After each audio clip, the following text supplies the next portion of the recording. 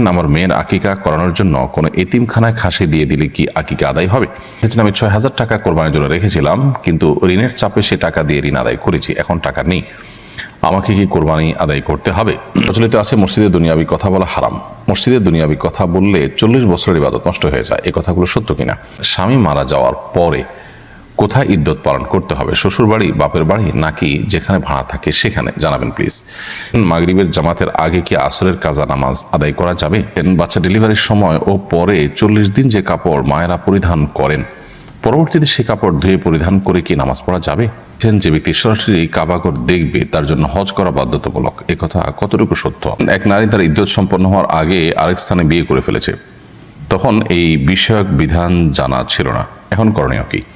চলুন তাহলে আর কথা না বাড়ি আমরা প্রশ্ন উত্তরে চলে যাই সরাসরি।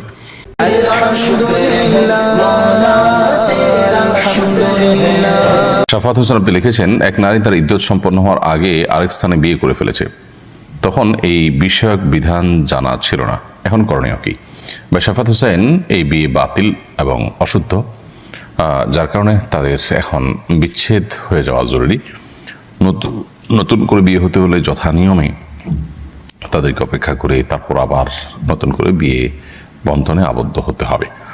অর্থাৎ যে বিয়ে হয়েছে সেটি বিশুদ্ধ হয়নি, তারা না জেনে করে থাকলে সেজন্য হয়তো আল্লাহ সুবহানাহু ওয়া তাআলা তাদেরকে মাফ করবেন, কিন্তু তাদের অন্যায় হয়েছে যেন তাদের ইস্তেগফার করতে হবে, আল্লাহর কাছে ক্ষমা প্রার্থনা করতে হবে, কারণ এ বিষয়ের জ্ঞান অর্জন করা তাদের কর্তব্য ছিল এবং তারা অন্যায় করেছেন, ভুল করেছেন, বিধায় সেটির প্রায়শ্চিত্ত তাদের করতে হবে এবং বিচ্ছেদটা তাদের জন্য একেবারে আবশ্যক। তাদের মধ্যে বৈবাহিক বন্ধনের যে ব্যাপারটি তারা করেছেন, অর্থাৎ আবদ্ধ করেছেন, সেটি আসলে বিশুদ্ধই হয়নি, পুরোটাই বাতিল হয়েছে, অর্থাৎ বিবাহ বন্ধনে আবদ্ধ হননি তারা শরিয়াত দৃষ্টিকোণ থেকে।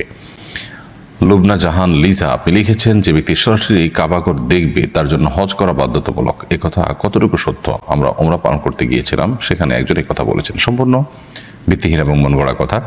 কাবাঘর দেখলেই হজ ফরজ হয় না। হজ ফরজ হওয়ার সাথে সাধ্য এবং সক্ষমতার সম্পর্ক। কেউ যদি কাবাঘর সরাসরি নাও দেখেন আর এদিকে তার হজ করার মতো সামর্থ্য থাকে, তাহলে তারপর হজ করা ফরজ হয়ে যায়। আর যদি কেউ দেখেন অথচ তার সামর্থ্য নয়, তাহলে তারপর হজ করা ফরজ নয়। অতএব হজ করা ফরজ হওয়াটা কাবাঘর সরাসরি দেখা না দেখার উপর নয়, বরং সক্ষমতা থাকা না থাকার উপরে। ফাতিমা রহমান লিখেছেন, বাচ্চা ডেলিভারির সময় ও পরে ৪০ দিন যে কাপড় মায়েরা পরিধান করেন, পরবর্তীতে সে কাপড় ধুয়ে পরিধান করে কি নামাজ পড়া যাবে, নাকি সেই কাপড় ফেলে দিতে হবে? বাচ্চা ডেলিভারির সময় এবং পরবর্তীতে ৪০ দিন কাপড় থাকে, সেই কাপড়গুলো যদি নাপাক থাকে, রক্ত থাকে, সেগুলো ধুয়ে তো অবশ্যই তারা পবিত্র করে পড়তে পারবেন। এই কাপড় ফেলে দেওয়ার কোনো কারণ নেই। যদি সেগুলো পরিচ্ছন্ন করে পড়ার সুযোগ থাকে, অবশ্যই তারা পড়তে পারবেন।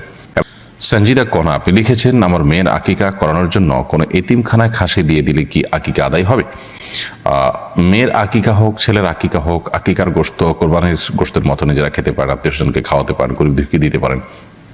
আপনি যদি পুরো আকিকার পশুটি এতিমখানা বা মাদ্রাসা বা কোনো গরিব মানুষকে দিয়ে দেন এবং বলে দেন তুমি আমার তরফ থেকে আকিকা করে নিও, তাহলে সে যদি আপনার বাচ্চার তরফ থেকে আকিকা হিসাবে এটাকে জবাই করে নিজেরা খেয়ে নেয়, আকিকা আদায় হয়ে যাবে। তবে এমনটি করা আমরা অনেকে মনে করি জরুরি বা বিশেষভাবে এটা করাটা বোধ হয় কাঙ্ক্ষিত। এই ক্ষেত্রে ব্যাপারটা সেরকম না। এটা একান্ত আপনার ইচ্ছার উপর নির্ভর করে যে আমার পুরো আকিকার গোশত আমি এতিমদের খাওয়াতে চাই, এটা আপনার ব্যাপার। কিন্তু আকিকার গোশত নিজেরা খাওয়া, অন্যদেরকে খাওয়ানো কোরবানির গোশতের মতো, এটা সম্পূর্ণভাবে জায়েজ। অতএব আপনি কিছু খেলেন, কিছু তাদেরকে দান করলেন, সেটা হতে পারে। হৃদয় আপনি লিখেছেন, মাগরিবের জামাতের আগে কি আসরের কাজা নামাজ আদায় করা যাবে? মাগরিবের জামাতের ঠিক আগ মুহূর্তে যদি হয়, সূর্য ডুবছে তখন করা জায়েজ হবে না। সূর্য ডুবে গেছে, মাগরিব রক্ত হয়ে গেছে, তারপর চাইলে আপনি কাজা করতে পারেন যদি সুযোগ থাকে। আর না হলে সূর্য ডুবার যথেষ্ট আগে, ধরুন সূর্য ডুবার 15 মিনিট আগে, 20 মিনিট আগে আপনি আসরের নামাজ কাজা থাকলে সেটি পড়লেন, সেটি আদায় করতে পারেন, কোনো অসুবিধা নেই। গোলাম মোস্তফা এদিকে আপনি লিখেছেন, আমি ৬,০০০ টাকা কোরবানির জন্য রেখেছিলাম, কিন্তু ঋণের চাপে সে টাকা দিয়ে ঋণ আদায় করেছি, এখন টাকা নেই, আমাকে কি কোরবানি আদায় করতে হবে? না, আপনার জন্য কোরবানি করা আবশ্যক নয়। আপনি বরং ঋণ করে যদি কোরবানি করতে হয় এবং সেটাকে যদি আপনার আদায় করা আপনার জন্য টাফ হয়, তাহলে সেটা আপনার জন্য জরুরি নয়। কোরবানি করাটাকে আমরা প্রত্যেকটা মানুষ নিজের জন্য আবশ্যক করে ফেলেছি, অথচ এটি যদি কেউ আর্থিকভাবে দুর্বল থাকেন বা ঋণগ্রস্ত থাকেন, তার জন্য আবশ্যক হয় না। শাকিলা জামান জুথি আপনি লিখেছেন, স্বামী মারা যাওয়ার পরে কোথায় ইদ্যত পালন করতে হবে, শ্বশুর বাড়ি, বাপের বাড়ি, নাকি যেখানে ভাড়া থাকে সেখানে, জানাবেন প্লিজ। স্বামী মারা যাওয়ার পর ইদ্যত পালন করবেন যেখানে স্বামী মারা গেছেন সেখানে, স্বামীর বাড়ি হতে পারে।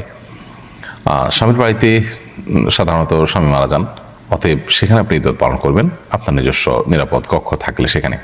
আর যদি সেখানে নিজের বসবাস করাটা নিরাপদ না হয়, সেফ না হয় স্বামীর মৃত্যুর পর, তাহলে সেক্ষেত্রে আপনি নিজের বাবার বাড়িতে গিয়ে বা নিজের নিরাপদ জায়গায় গিয়ে আপনি ইদ্যত পালন করতে পারবেন। হাদিউল ইসলাম লিখেছেন, প্রচলিত আছে মসজিদে দুনিয়াবি কথা বলা হারাম। মসজিদে দুনিয়াবি কথা বললে 40 বছরের ইবাদত নষ্ট হয়ে যায়, এই কথাগুলো সত্য কিনা? মসজিদে দুনিয়াবি কথা বলা হারাম, সেখানে কথা বললে 40 বছরের ইবাদত নষ্ট হয়ে যায়, এরকম কোনো হাদিস আসলে নেই, এভাবে কোনো হাদিস বর্ণিত হয়নি। তবে এটা ঠিক যে মসজিদ তৈরি করা হয়েছে আল্লাহর ইবাদতের জন্য, সেখানে সালাত, তেলাওয়াত, জিকির, অন্যান্য নেকামলের জন্যই এই মসজিদকে তৈরি করা হয়েছে।